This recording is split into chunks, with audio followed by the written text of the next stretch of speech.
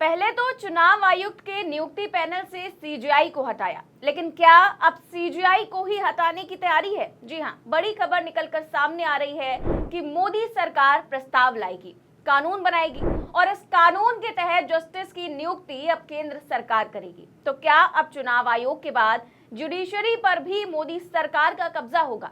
सवाल का जवाब आपको बताएंगे। साथ ही साथ सदन में चर्चा के दौरान सभापति धनखड़ ने क्या प्रस्ताव पेश किया कि बवाल खड़ा हो गया और सुप्रीम कोर्ट ने कैसे उसी प्रस्ताव को खारिज कर दिया, उस पर भी आएंगे। लेकिन सबसे पहले आप खबर देखिए न्यूज़ 18 की। खबर है कि जजों की नियुक्ति सरकार करेगी। जस्टिस वर्मा के घर नोटों का जखीरा मिलने के बाद फिर शुरू हुई तैयारी। तो आप क्रोनोलॉजी समझ सकते हैं कि एक तरफ मुख्य चुनाव आयुक्त ज्ञानेश कुमार की नियुक्ति को लेकर सुप्रीम कोर्ट में याचिका पेंडिंग है, दूसरी ओर जजों की नियुक्ति भी अब मोदी सरकार अपने हाथों में लेना चाहती है। जाहिर सी बात है कि मस्जिदों के सर्वे से लेकर चुनाव आयोग के एक्शन पर सुप्रीम कोर्ट के कई नोटिस मोदी सरकार पर पेंडिंग है और अब जब जवाब नहीं दिया जा रहा है तो सीजीआई को ही हटा दो। बता दें कि उपराष्ट्रपति जगदीप धनखड़ ने तो पहले ही कह दिया है कि कार्यपालिका में न्यायपालिका का क्या काम। धनखड़ का कहना था कि सीबीआई और चुनाव आयोग की नियुक्ति में सीजीआई क्या ही करेगा। मतलब साफ है कि ना रहेगा बांस और ना बजेगी बांसुरी। फिलहाल पूरा खेल एक्सपोज हो चुका है।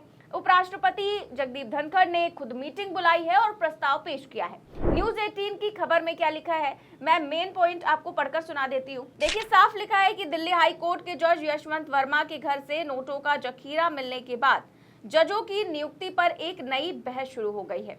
संकेत मिल रहे हैं कि केंद्र सरकार न्यायाधीशों की नियुक्ति पर एक और कानून लाने पर विचार कर रही है। कुछ साल पहले भी ऐसी एक कोशिश हुई थी और राष्ट्रीय न्यायिक नियुक्ति आयोग यानी कि एनजेएसी बनाने के प्रयास किए गए थे, लेकिन सुप्रीम कोर्ट ने उसमें रोड़े अटका दिए। पर अब एक बार फिर इसकी कोशिश हो सकती है। तो खेल समझिए, आग लगी तो थी दिल्ली हाई कोर्ट जस्टिस के घर बोरियों में करोड़ों रुपए मिला। कायदे से यशवंत वर्मा पर एक्शन होना चाहिए था, लेकिन फाइल दबा दी गई। उधर एक्शन हुआ नहीं और इधर पूरी जुडिशरी पर एक्शन लेने की तैयारी है। आपको बता दें कि राष्ट्रीय न्यायिक नियुक्ति आयोग का प्रस्ताव 2014 में भी लाया गया था, लेकिन सुप्रीम कोर्ट ने एक झटके में इस प्रस्ताव को खारिज कर दिया था और जबरदस्त भड़का भी था।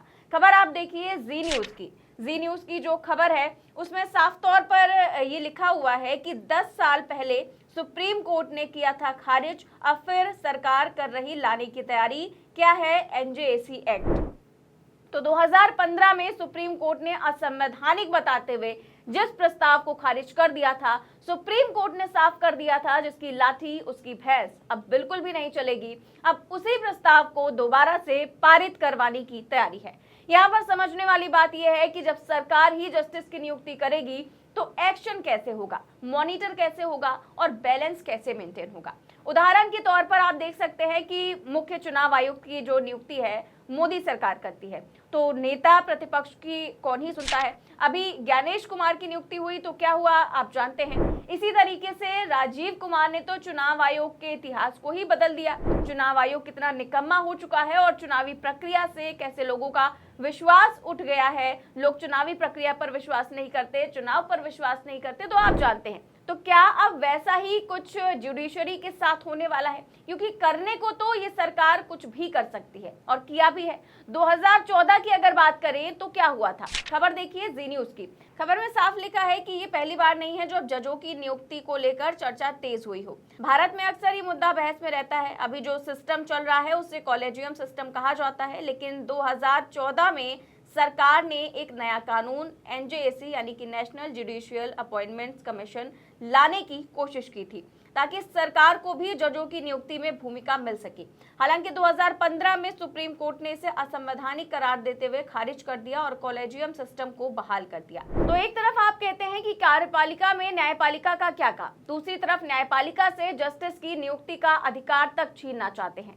आपको बता दें कि अभी जस्टिस की नियुक्ति के लिए कॉलेजियम सिस्टम चलता है। इस सिस्टम को 1993 में लागू किया गया था, जिसके तहत सुप्रीम कोर्ट के 5 सबसे सीनियर जज मिलकर नए जजों की नियुक्ति, ट्रांसफर और प्रमोशन की सिफारिश करते हैं। भारत में जजों की नियुक्ति कॉलेजियम सिस्टम से होती है।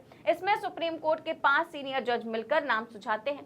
सरकार इन पर खुफिया जानकारी मांग सकती है और नाम वापस भेज सकती है। लेकिन अगर कॉलेजियम दोबारा वही नाम भेजे तो सरकार को मंजूरी देनी पड़ती है। लेकिन अब अगर एनजेएसी आ गया तो इसमें 6 सदस्य होंगे। पहले चीफ जस्टिस ऑफ इंडिया यानी कि सीजेआई जो कि अध्यक्ष होंगे, और फिर सुप्रीम कोर्ट के 2 सीनियर जज और कानून मंत्री, 2 प्रतिष्ठित व्यक्ति, इनमें से एक एससी एसटी ओबीसी अल्पसंख्यक या महिला होती है।